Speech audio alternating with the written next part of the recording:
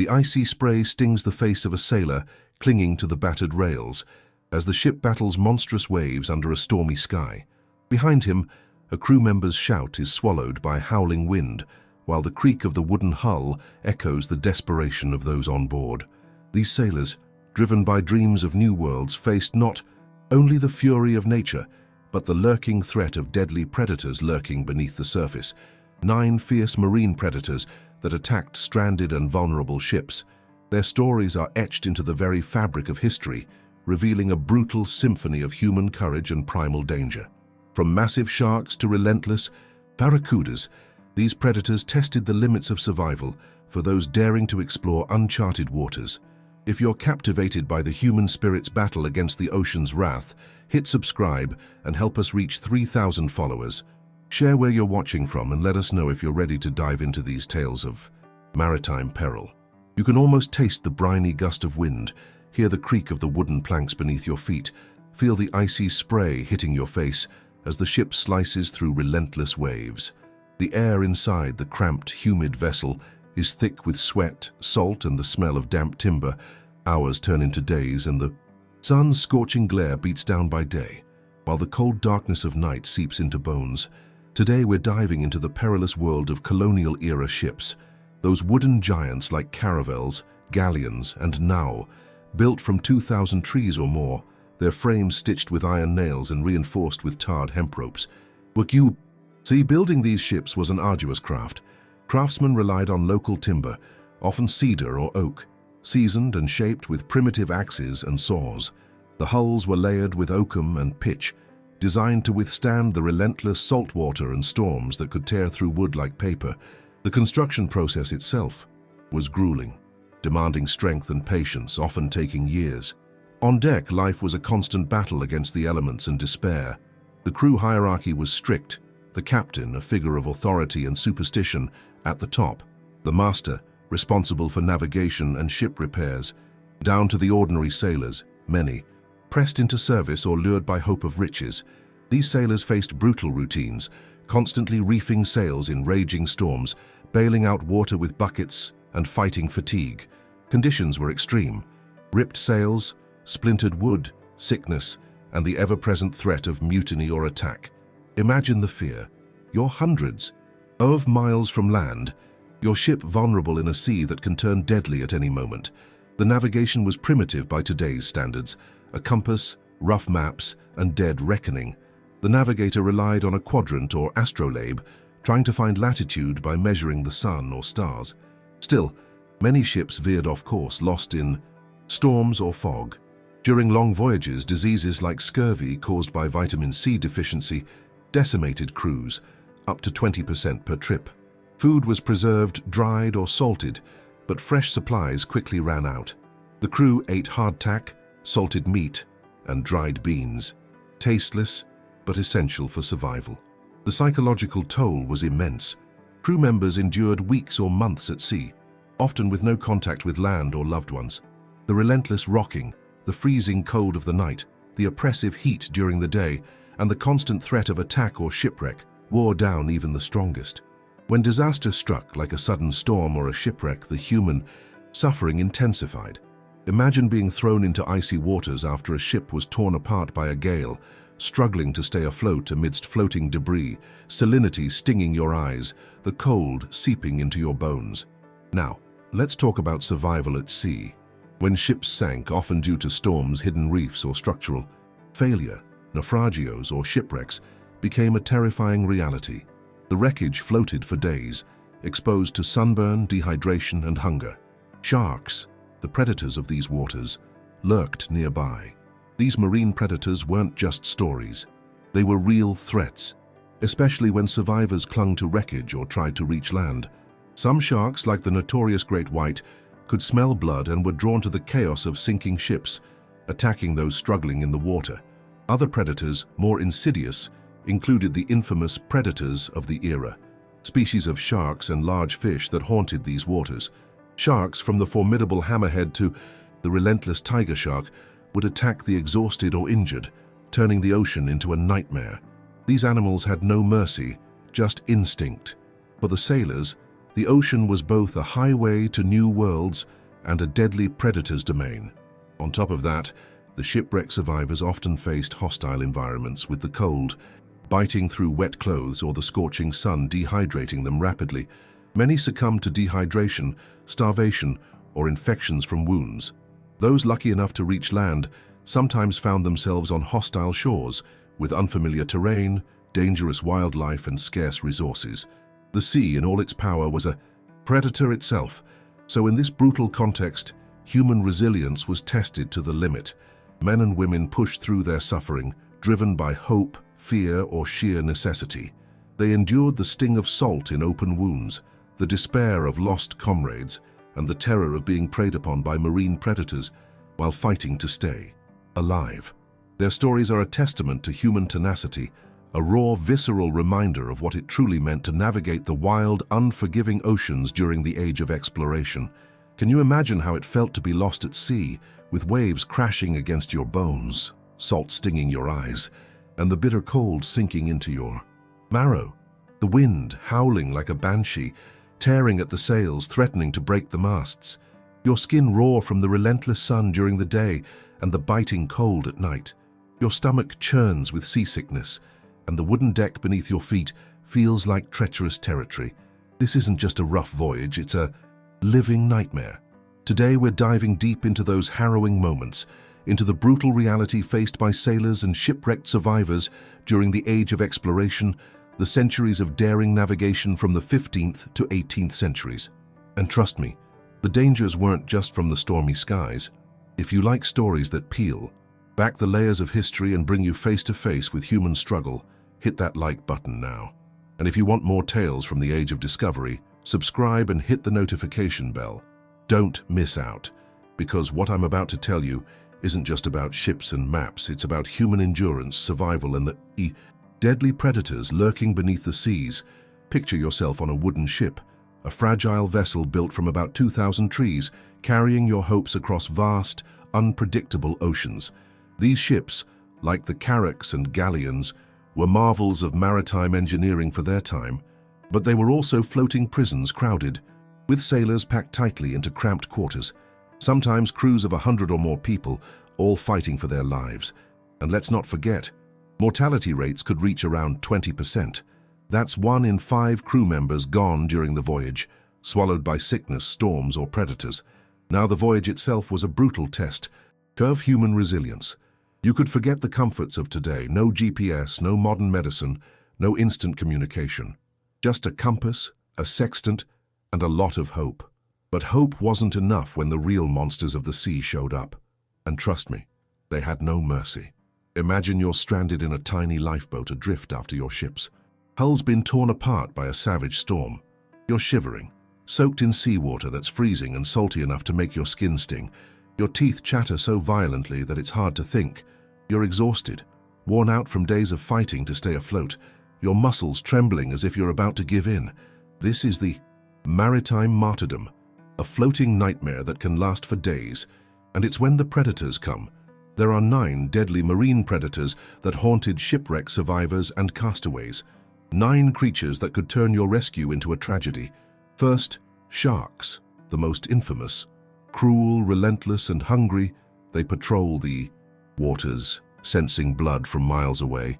Imagine the terror of being in the water, limbs trembling, blood pouring from a wound, and sharks circling beneath the surface, their cold eyes watching you like predators in a horror film. Then there's the barracuda, sharp-toothed, lightning-fast hunters with jagged jaws. They strike with brutal precision, attracted by the scent of blood. Eels lurking in the coral reefs can constrict and bite with savage force.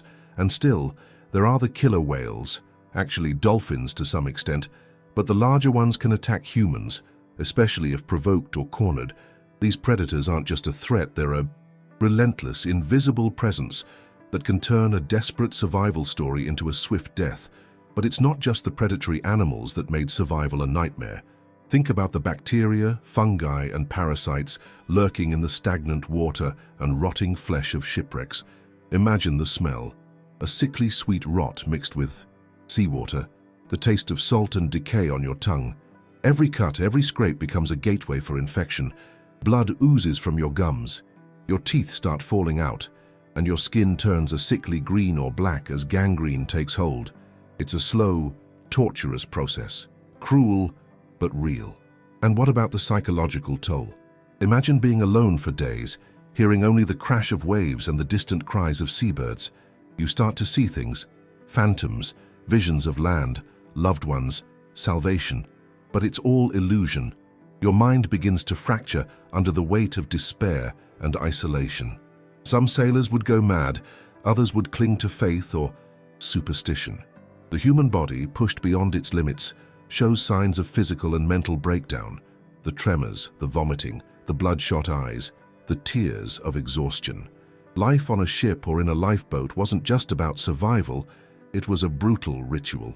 You used whatever you had, tar, cloth, even your own clothing, to patch wounds. You chewed on dried leaves or bark to stave off hunger. When sickness struck, there was little hope, just grim remedies and prayers. Sometimes crews would resort to cannibalism, a horrifying last resort that haunts many maritime stories. It was a desperate choice, a harsh reality in the cruel theater of the high seas. Now imagine the ship itself. The construction was a marvel of wooden craftsmanship, designed to withstand the relentless pounding of storms. The hulls had to endure gales, the salt corroded the nails and planks, and sometimes a leak would spell doom. Wood swelled or shrank with the weather, and fittings loosened. When a ship was sinking, crews would scramble to save what they could, sometimes tossing cargo overboard to lighten the load, sometimes cutting away damaged sections, often in chaos and fear. And that's when the predators were hungry for the survivors. Facing death from the storm was one thing, but when survivors clung to wreckage, they became easy prey. Sharks would sniff out their scent, circling like predators in the shadows. Eels, with their sharp teeth, could bite through flesh and bone if given the chance.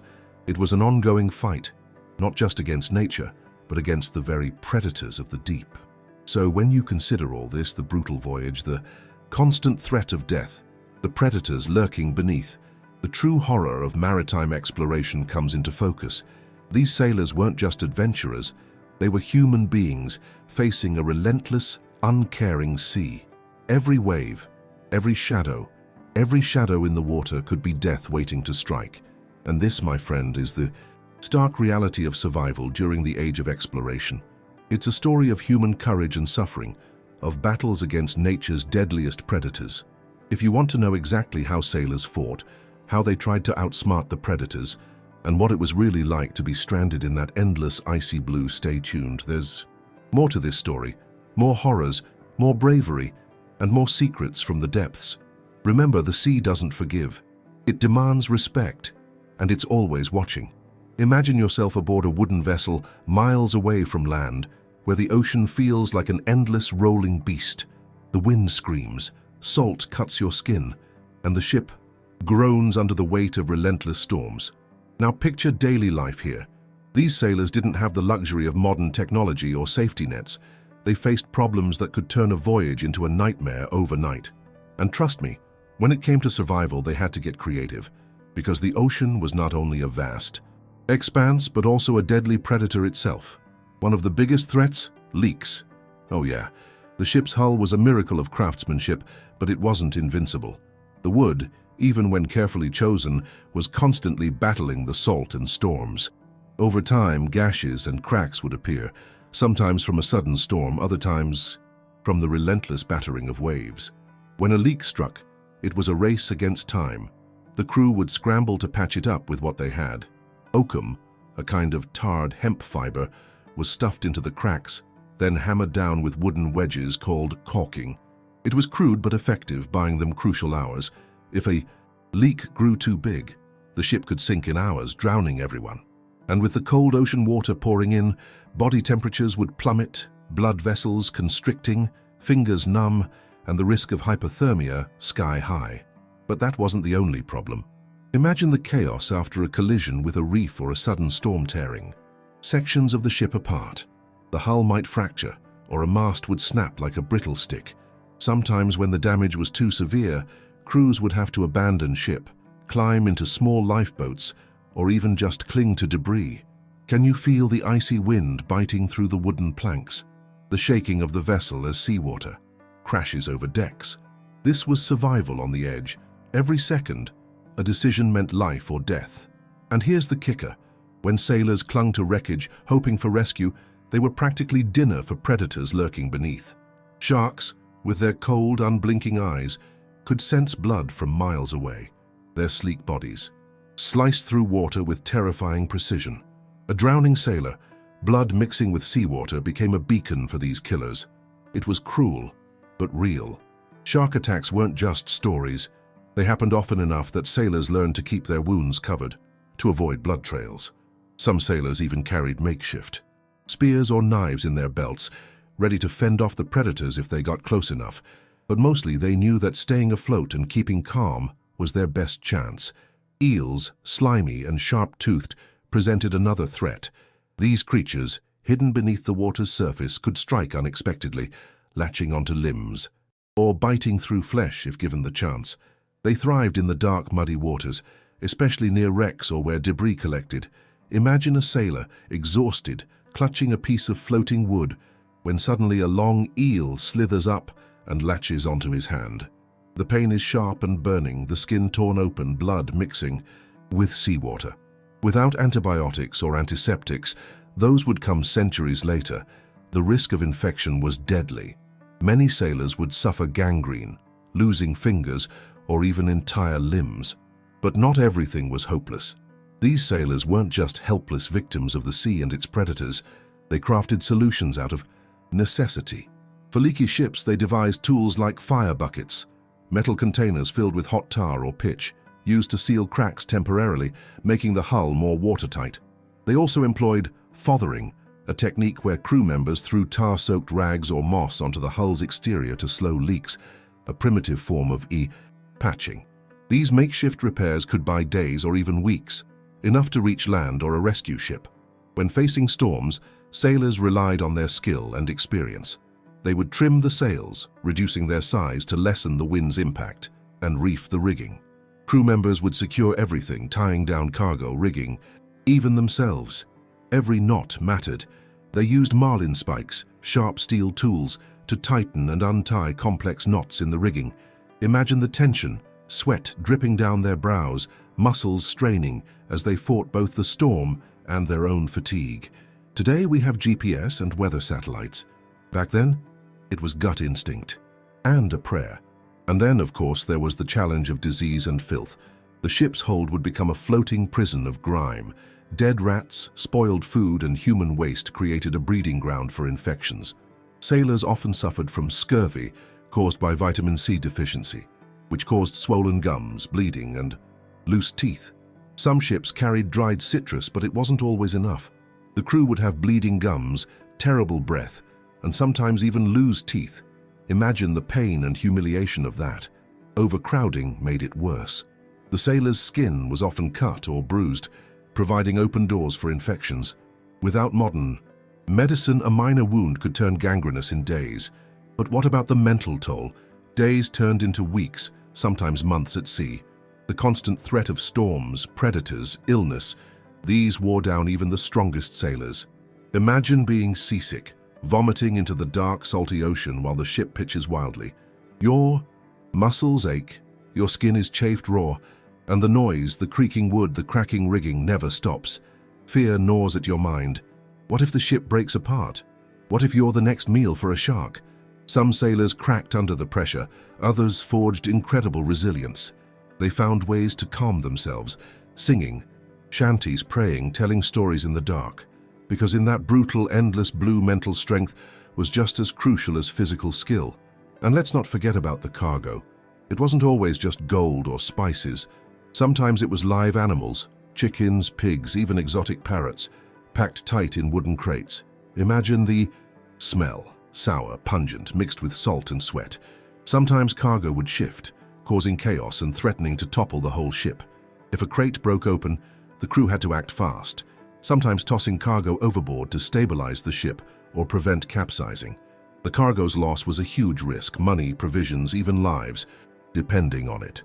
Every sailor's story was a fight for survival. These problems weren't isolated.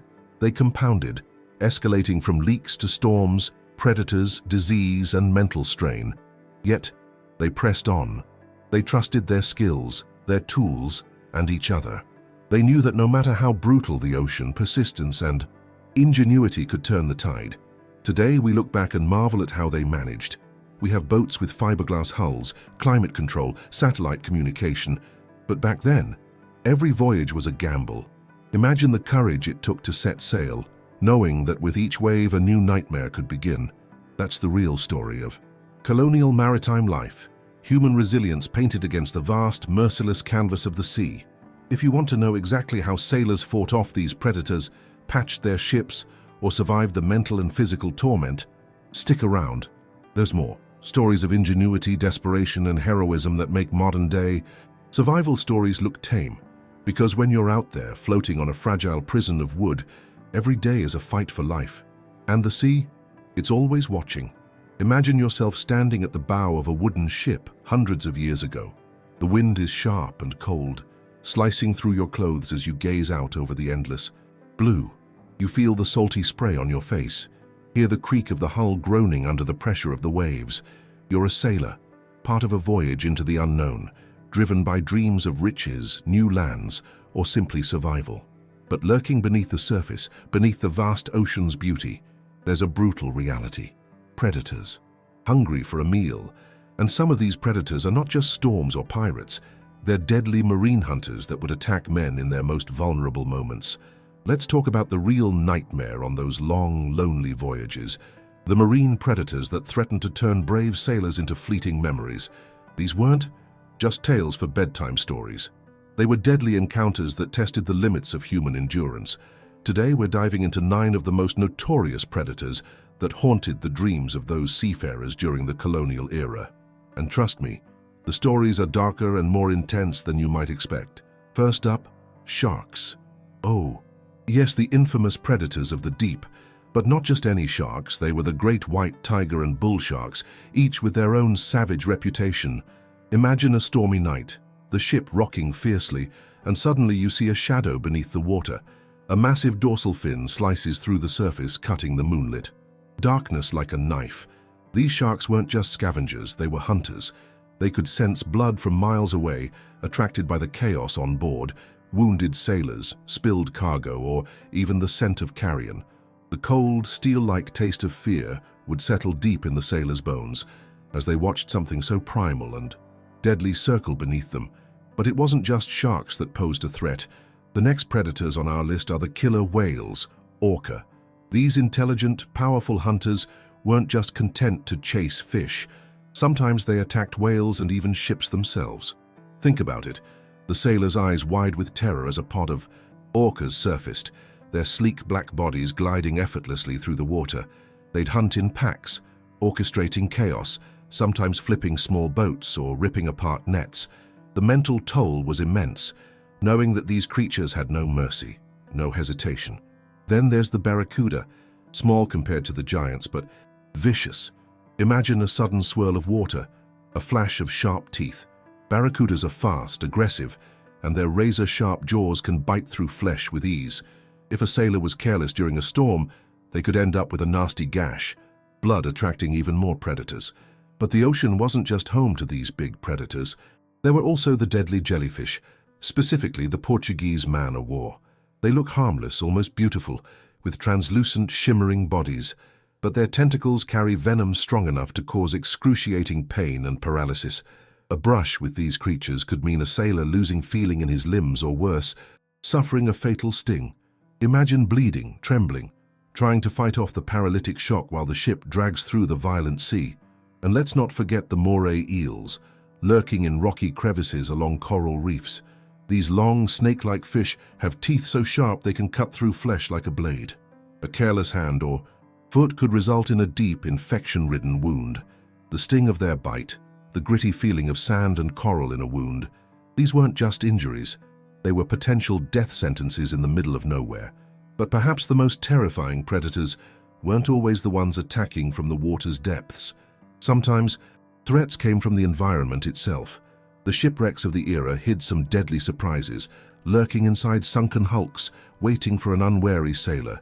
These wrecks, full of rusted nails, broken wood, and barnacles, harbored lurking dangers. Now, here's where things get even more brutal. Imagine a crew stranded after a storm. Their ship is battered, sinking slowly, and they're exhausted. They spot a pod of sharks circling, hungry, circling closer. Panic takes over. Some sailors, desperate, jump into the water, only to be attacked, their screams drowned by the churning sea. Others stay aboard, praying, holding tight to the ropes and masts, fighting. The mental agony of knowing death lurks just beneath the surface. And amidst all these predators, a terrifying truth emerges. These attacks weren't always just about hunger.